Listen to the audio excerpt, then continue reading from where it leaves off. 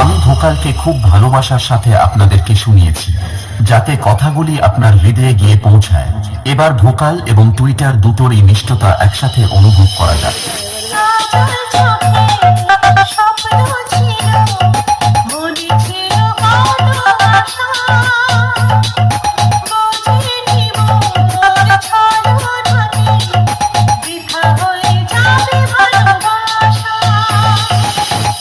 এটাও সম্পূর্ণ প্রস্তুত। তাহলে এবার মেদিনীপুরের সেই ভাইরাল স্টাইলে এই সাউন্ড চেক শুরু করা যাক। আশা করি মেদিনীপুর স্টাইলের এই সাউন্ড চেক আপনাদের হৃদয়কে স্পর্শ করবে।